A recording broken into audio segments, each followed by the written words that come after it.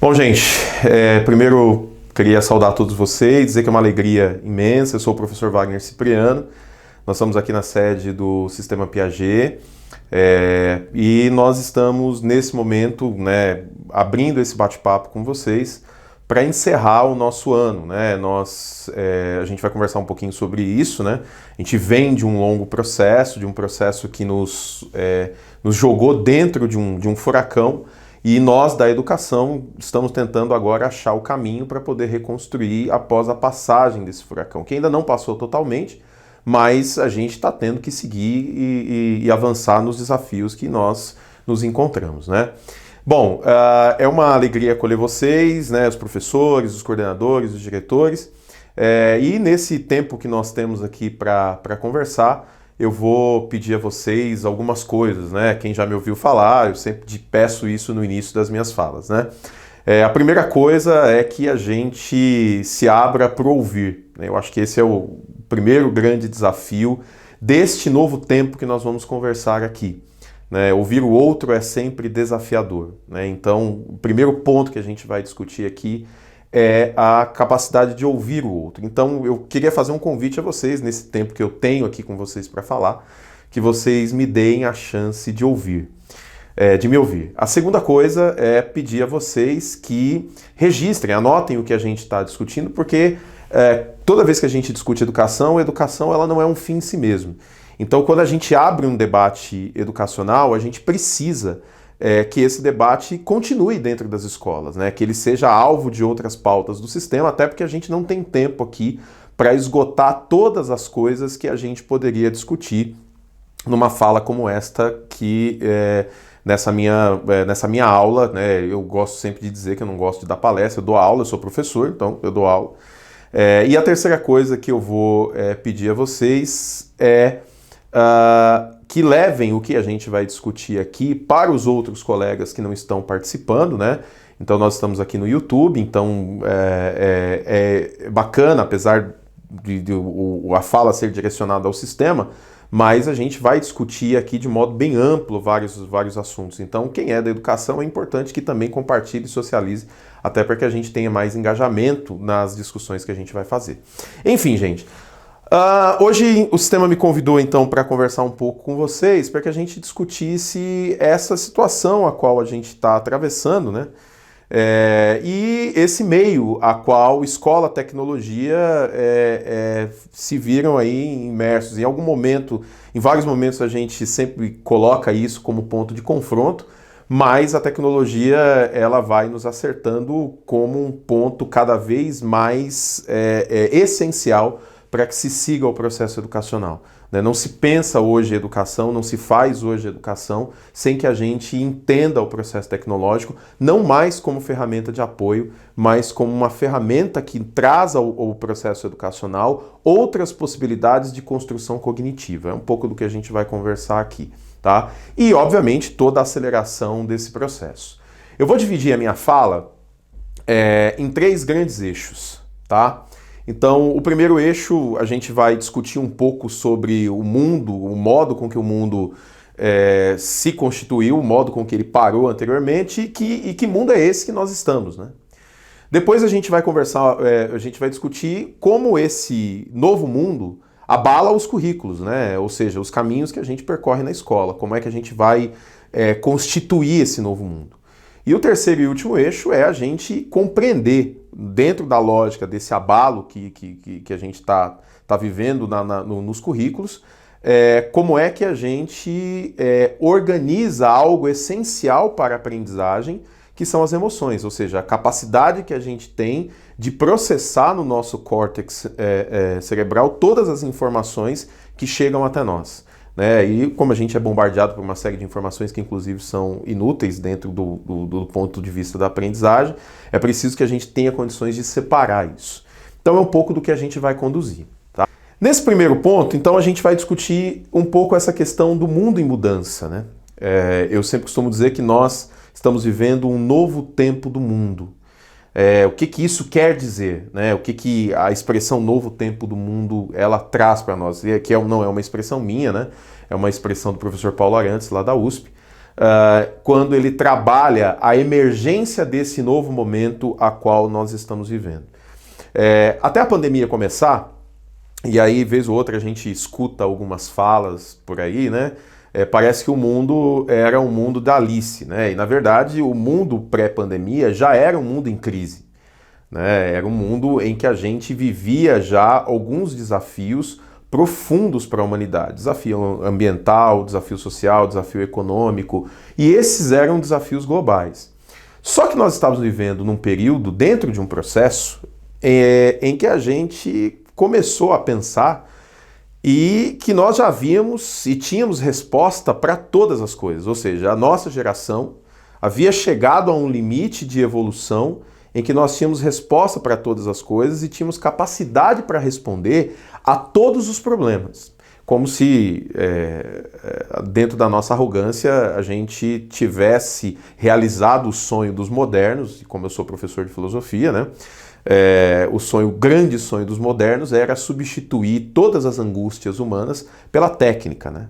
É o grande sonho da ciência. E nós fomos acertados por um vírus, que na verdade, pela ciência, nem é considerado um ser vivo.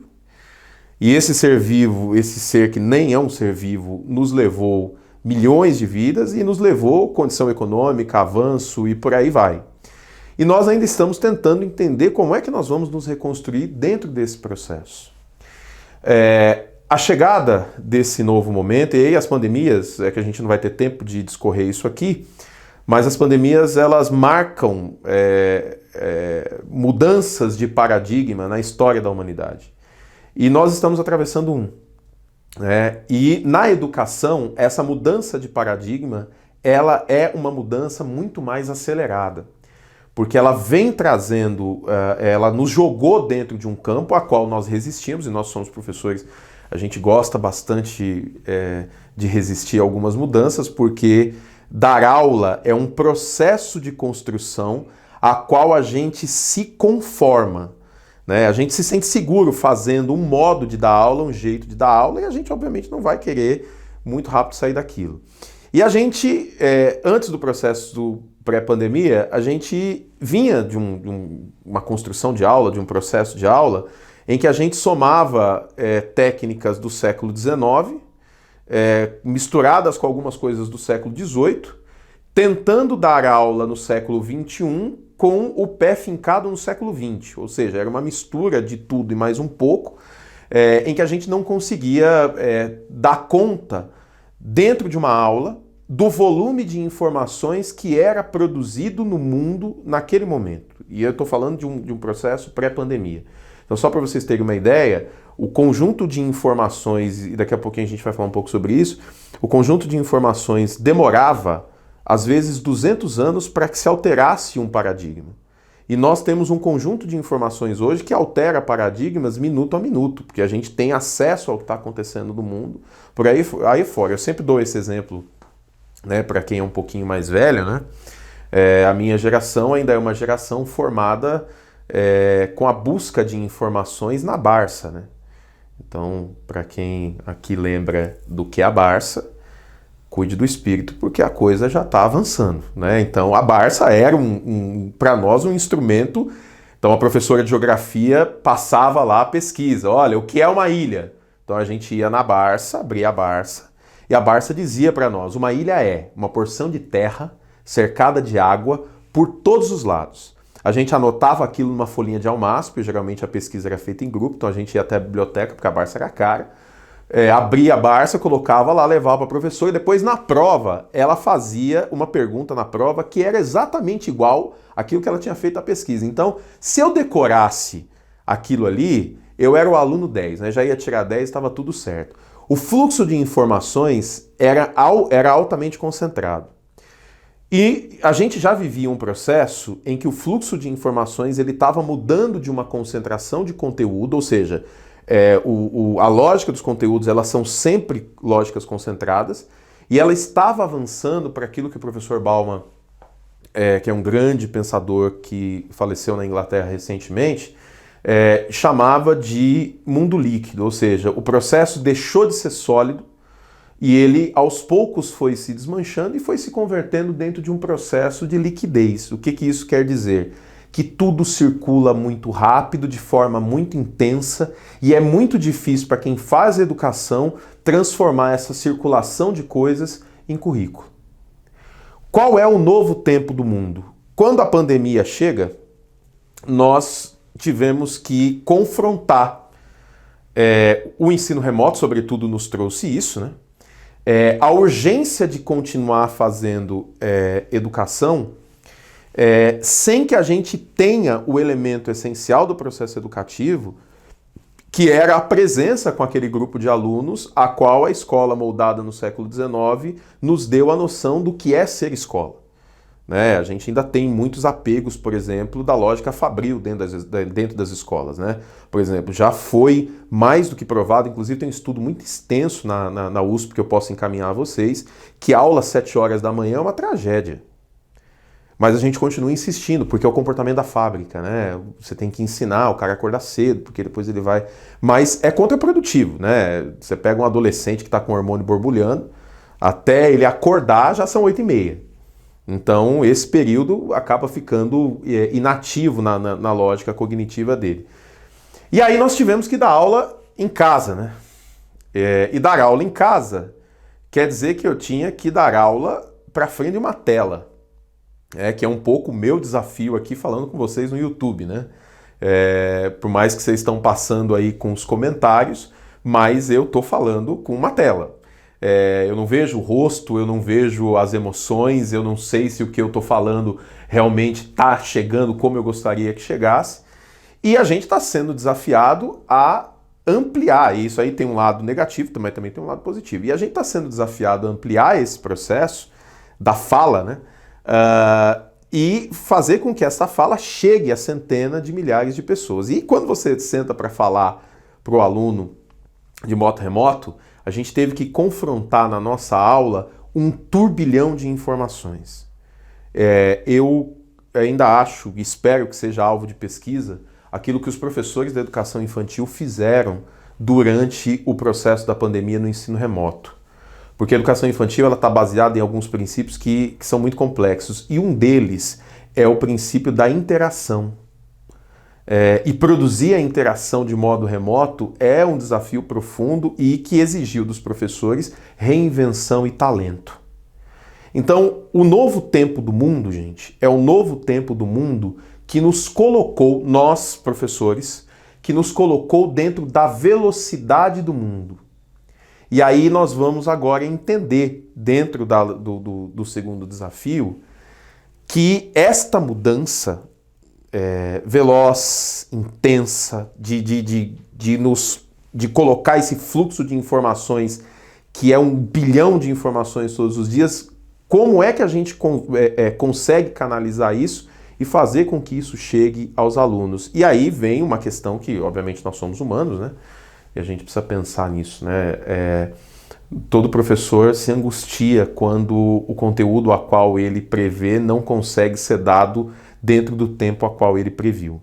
Então a gente vai conversar um pouquinho sobre isso agora nessa segunda etapa, em que nós vamos discutir a lógica desse novo tempo do mundo dentro do currículo, que aí vem o grande eixo norteador de quem trabalha com educação, né? Currículo é caminho e a gente precisa entender como é que esse caminho se desdobra. Tá?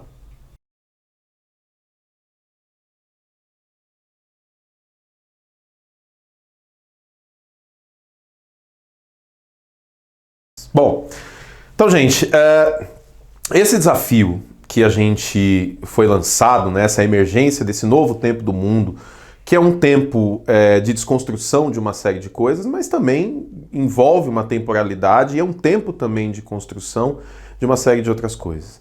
E a emergência desse novo tempo do mundo, ou seja, de como essa avalanche nos acertou, ela provocou uma alteração no modo como nós fazemos o currículo acontecer. E aí vem um grande desafio para quem trabalha com educação, né? Currículo não é necessariamente o conjunto de conteúdos que se trabalha com o aluno. Currículo é o caminho. Aliás, a palavra currículo, né, ela deriva de uma palavra latina, que é a palavra curriculum, que quer dizer caminho, percurso. né? Quem é um pouquinho mais vivido, lembra-se que quando a gente ia procurar emprego, nós fazíamos o curriculum vitae, né? Ou seja, o percurso da vida, qual é o caminho da vida profissional que a gente apresentava. Currículo, gente, ele indica, ele sinaliza um processo em que a gente precisa compreender o volume de alterações que serão necessárias para que aqueles alunos que estão naquele tempo histórico, naquele tempo cronológico, possam de fato aprender. E aqui eu queria fazer uma pausa para poder frisar uma questão que é essencial. A aprendizagem não é um processo diretamente ligado a um volume de conteúdo sem controle. Aprendizagem significa posicionamento daquilo que se aprende de modo essencial. Ou seja, todos os conteúdos que a escola busca ensinar são importantes. Só que é preciso que se extraia dentro do tempo quais os conteúdos são mais essenciais para que aquele indivíduo construa habilidades necessárias para que ele possa atuar na sociedade com autonomia. E às vezes na escola, como a gente ama muito a disciplina que a gente ensina, às vezes a gente está muito preocupado em fazer um trabalho com o conteúdo da minha disciplina. E aí eu tenho que percorrer exatamente aquilo como se fosse uma lógica sem fim. E percorrer o conteúdo da disciplina não necessariamente se converte em aprendizagem plena da disciplina. Eu sempre costumo dizer isso, né? Não se trata só de percorrer o caminho, mas se trata do modo com que a gente escolhe percorrer o caminho. Isso vale para qualquer evento da vida. E aí, a escola, dentro desse novo tempo do mundo, dentro dessa nova lógica do mundo, ela trouxe para dentro dela, com todas as forças, aquilo que a gente chama hoje de cultura digital. O que significa isso, né? Nós viemos de uma geração, e ainda estamos um pouco imersos nisso, que utilizou os recursos tecnológicos dentro da escola apenas como recursos de apoio àquilo que eu estava ensinando dentro do meu conteúdo. Ou seja, eu uso um PowerPoint, como o que está sendo projetado para vocês aí na tela. É um recurso. Eu uso a projeção de um filme. É um recurso. Só que agora a gente está sendo desafiado a entrar com a cultura digital não mais como recurso de apoio, mas como espaço para a construção cognitiva do aluno. Então, vou dar um exemplo aqui, gente. Às vezes eu visito algumas escolas dando palestra aí, né? E aí o mantenedor me chama, fala, professor, vem aqui conhecer as dependências do colégio. E aí ele me mostra, olha só, nós temos uma sala aqui em que nós colocamos aqui uma série de computadores modernos que a gente comprou. E aí, às vezes eu desanimo o mantenedor dizendo para ele assim, professor, eu vou te dizer uma coisa, a sala de informática era uma grande novidade nos anos 90, em que o conhecimento ainda estava meio estático, porque o computador ele representa que o aluno tem que ficar parado ali.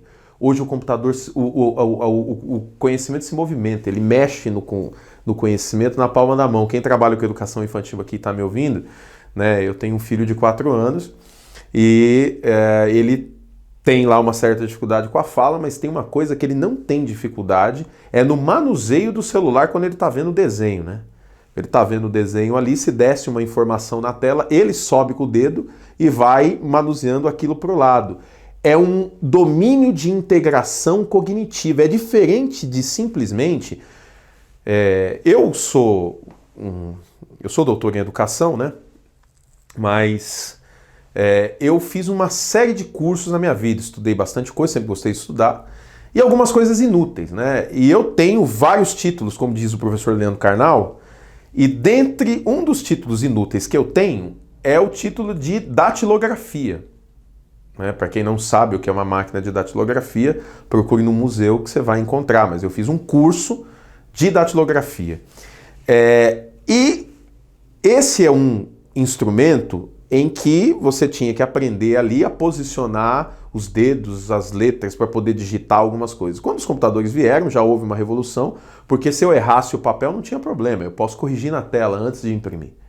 Né?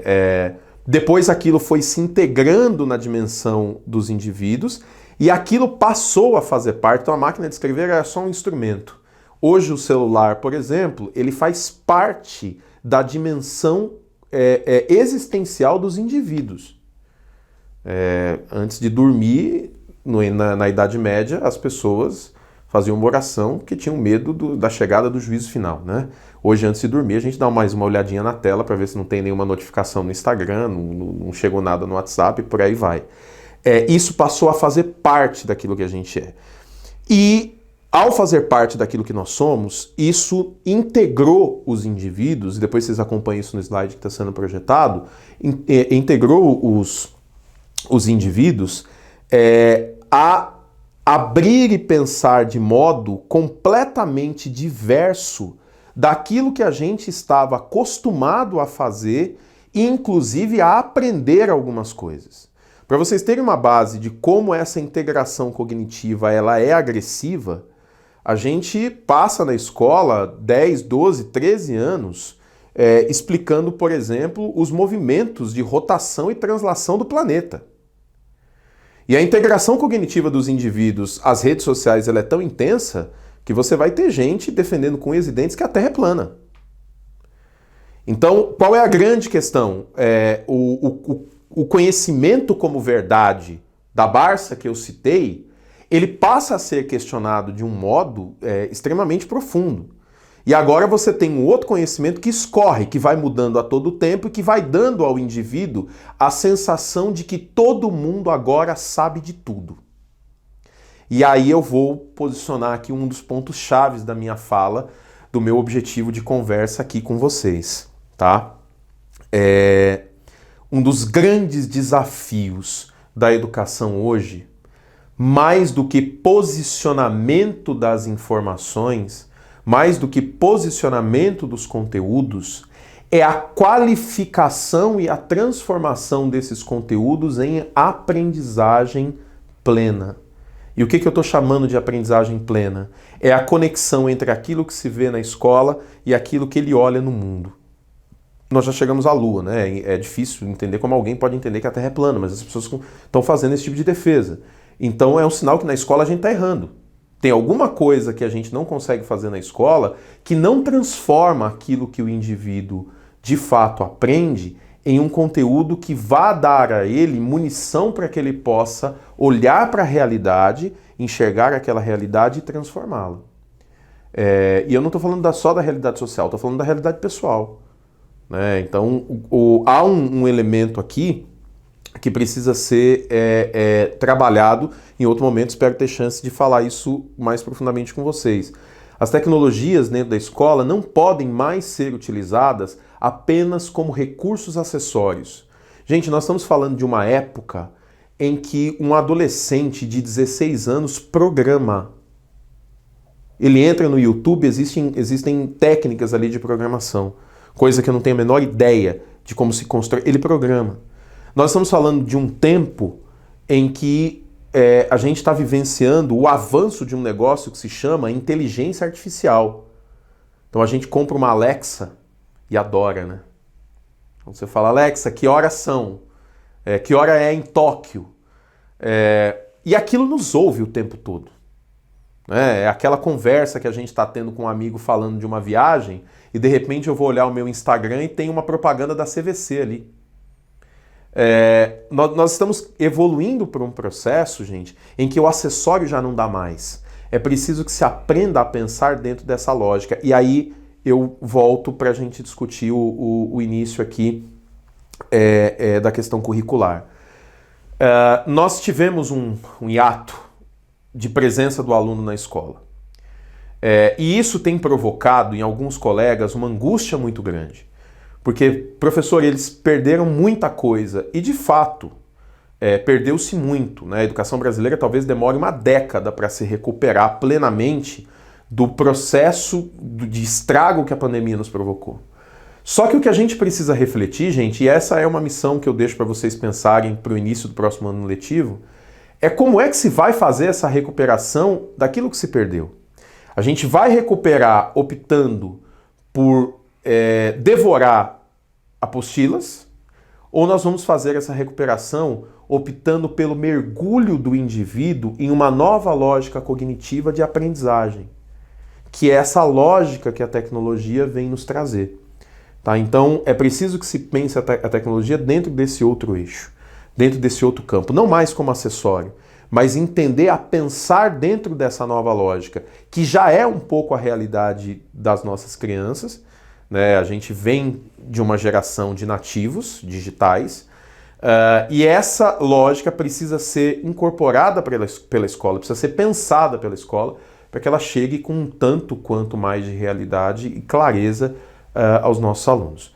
Enfim, e isso nos leva ao terceiro e último eixo aqui da minha fala com vocês, né? Esse novo tempo do mundo que provocou esse abalo no currículo, que nos desafia a entender como é que a gente recupera o tempo perdido e ao mesmo tempo a gente consegue fazer com que eles aprendam daqui para frente, aprendam com qualidade, dentro de uma nova lógica temporal de pensamento, porque eles não pensam do jeito que a gente pensa. O modo com que eles estão pensando é diferente, a lógica com que eles estão construindo os sistemas é diferente, o modo com que eles olham o mundo é diferente.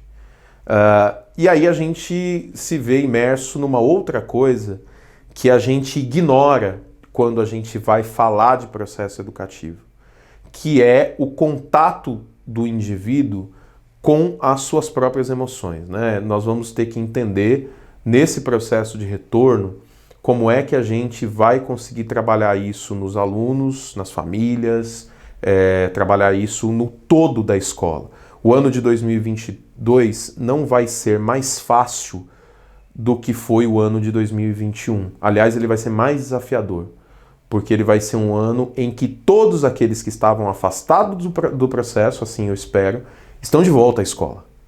E aí nós vamos ter que entender que nós paramos conflitos em 2020 e esses conflitos voltarão em 2022. E o problema é entender como eles voltarão e como a gente vai solucionar isso, tá?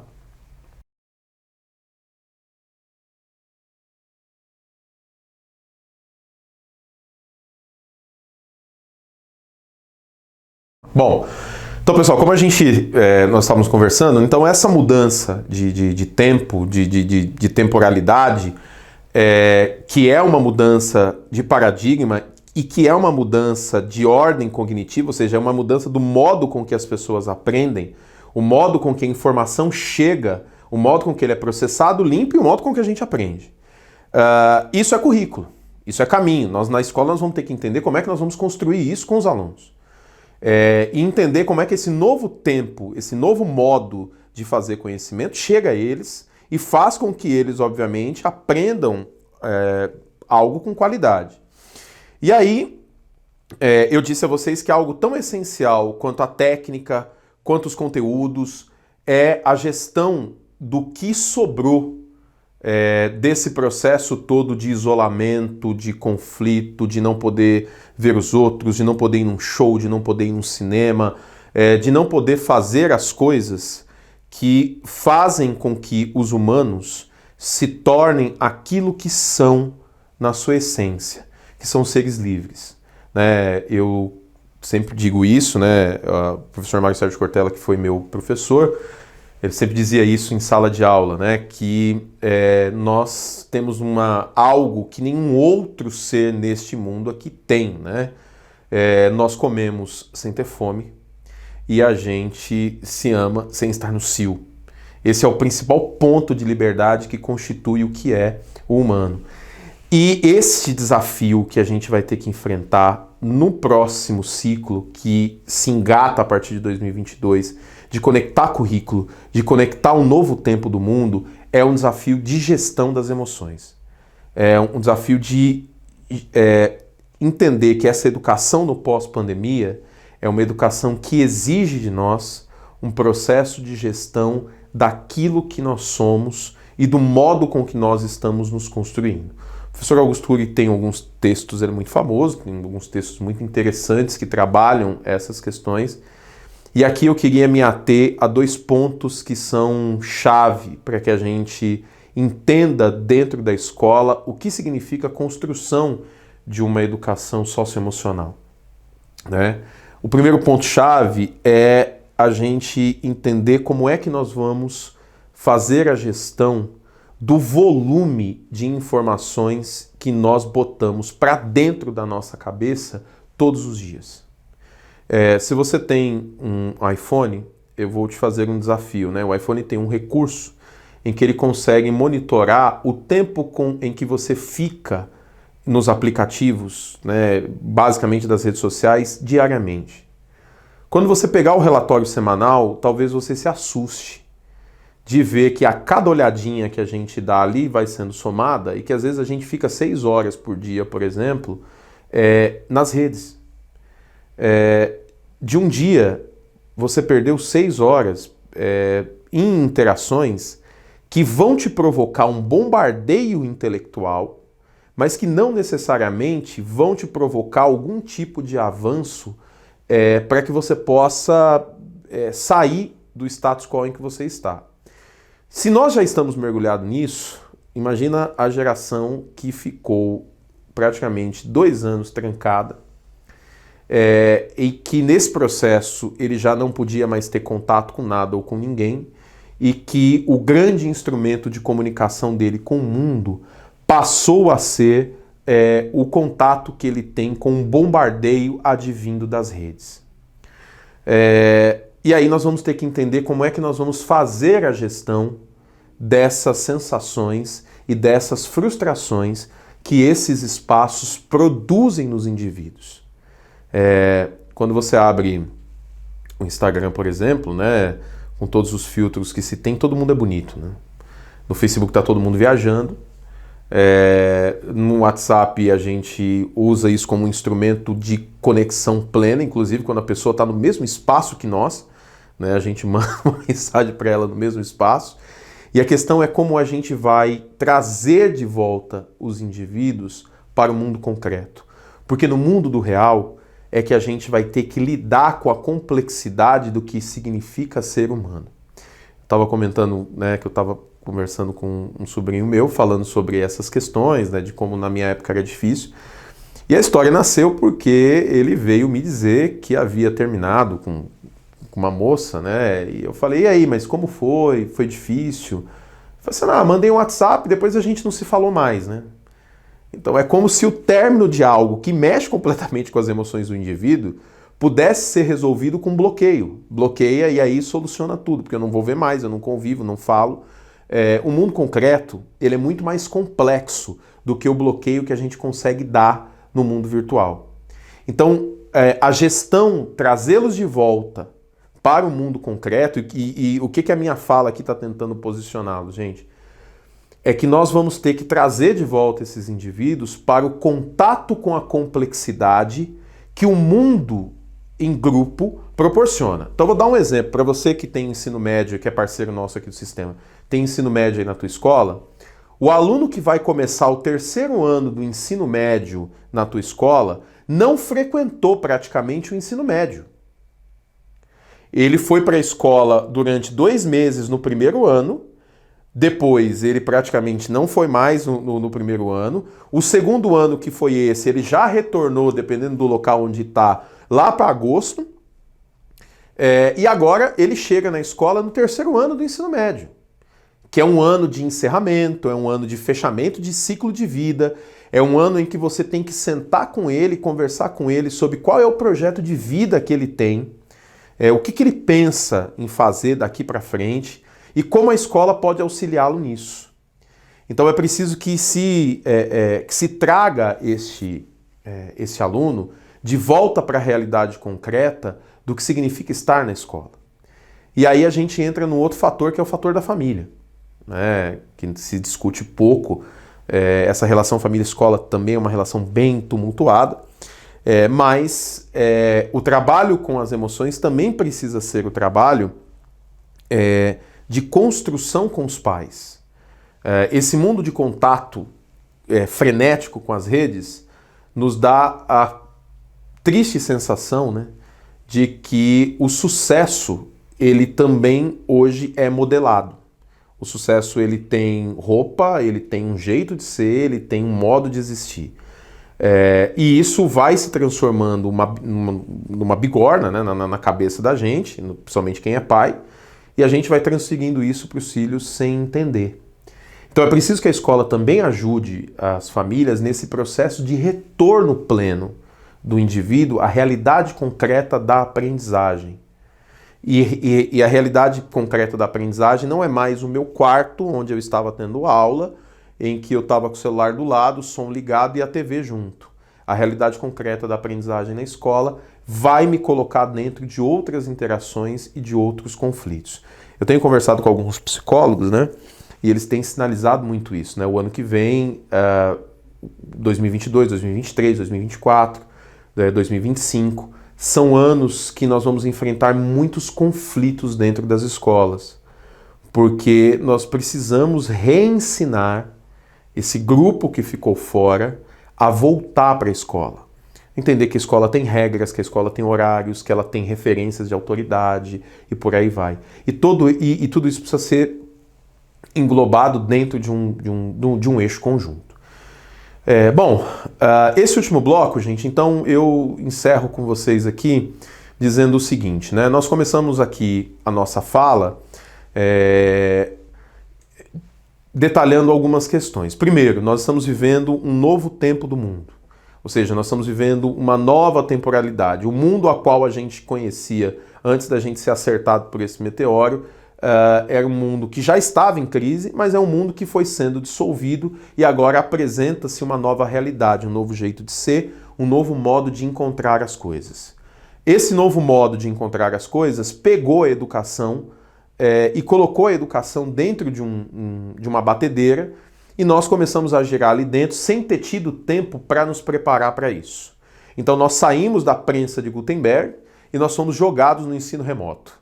Dentro do ensino remoto, nós desenvolvemos ali um modo de se fazer educação com alcance que a gente não tinha tanta experiência em fazer. Esse modo de fazer educação, ele muda a capacidade que a gente tinha de pensar na lógica curricular. Ou seja, o que são os currículos e como os currículos orientam o processo de ensino. O tempo afastado da escola afastou os alunos de uma série de coisas. Esse tempo precisa ser recuperado. E a discussão que a gente tem feito, e a gente discutiu isso quando a gente falou do currículo, é o modo com que a gente vai recuperar isso. Nós temos uma chance agora de olhar as nossas escolas, vocês são parceiros do sistema, para o século 22 ou de continuar com as nossas escolas ainda no século 20.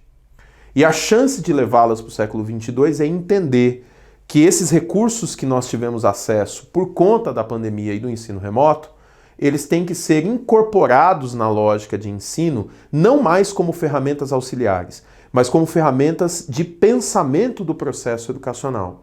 Ou seja, como é que esses jovens de fato aprendem na lógica frenética em que eles são bombardeados pelas informações do cotidiano. E o nosso grande desafio vai ser o desafio de organizar essas informações. A gente já discutiu isso durante várias vezes. Nem todo processo informacional ele é um processo de conhecimento. Aliás, na maioria das vezes não é.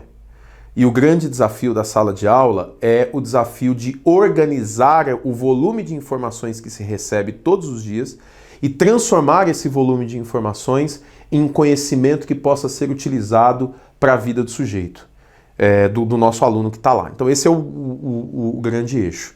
E não se faz nada disso, não se organiza conhecimento, não se corre atrás de prejuízo, sem que se entenda que as pessoas estavam fora do ciclo de convivência, gente.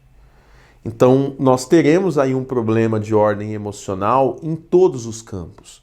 Os professores, os gestores da escola, as famílias, os alunos, e isso precisa ser trabalhado. É preciso que se compreenda o que é o mundo de volta ao real, fora da Matrix, né? E quem lembra do filme Matrix também é um pouquinho já mais vivido, experimentado, né? Então, mas esse mundo fora do intervalo virtual. Como é que a gente volta de novo para ele? Como é que a gente lida com as coisas dentro dele, tá? E eu gostaria de fechar aqui, então, a minha fala com vocês. Primeiro, né, eu já voltarei para agradecer, mas eu queria passar um videozinho e deixar esse vídeo como uma mensagem, primeiro de final de ano, para a luta, das lutas todas que a gente travou na educação, desde que a gente teve que parar, depois a gente voltou para a escola, a acolhida dos alunos de modo parcial, né, o esforço feito pelos professores, pelos mantenedores da escola, para fazer com que a tua escola continuasse a dar aos alunos a mesma educação de excelência que ele tinha antes de sair. Isso não é fácil, isso não se faz da noite para o dia, isso se faz com muito esforço, com muito suor e com muito apoio. Então, esse o filme é muito, muito bacana, é uma propaganda um pouquinho antiga que a Malve soltou, mas ele traz uma mensagem bastante interessante. Então vamos ver o vídeo e na volta eu retorno para encerrar aqui com vocês.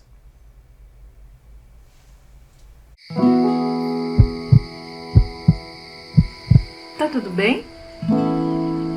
Mais ou menos. O que houve?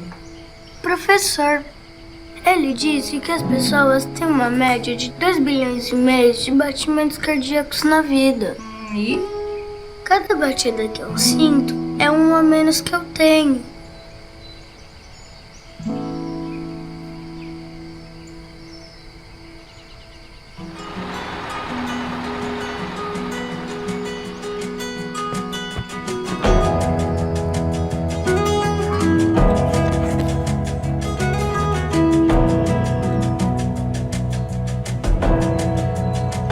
Mãe, essa camiseta é pra mim ou pro pai?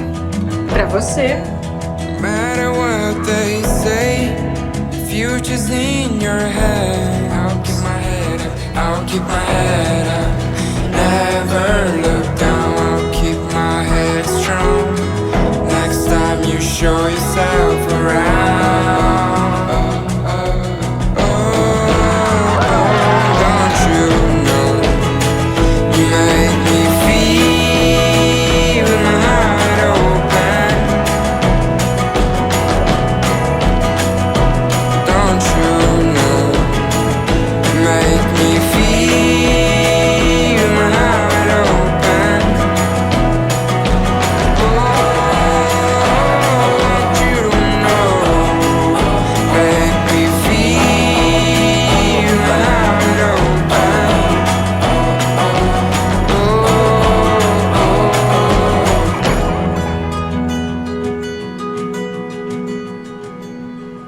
Oi, filha. Sabe o que foi? O menino da escola, que não deixa a Lu jogar bola só porque é menina.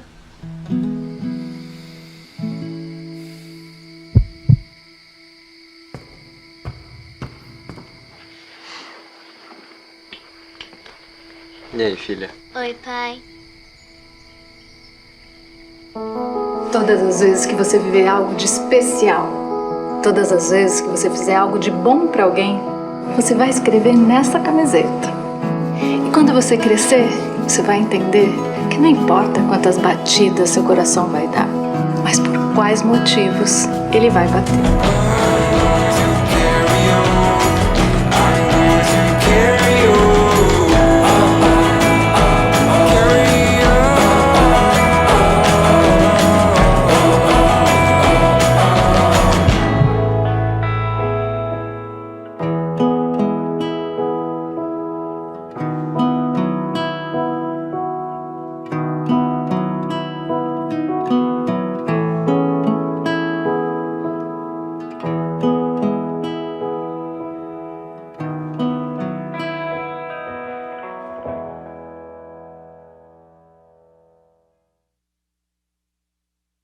Pessoal, então, como o filme trouxe, né,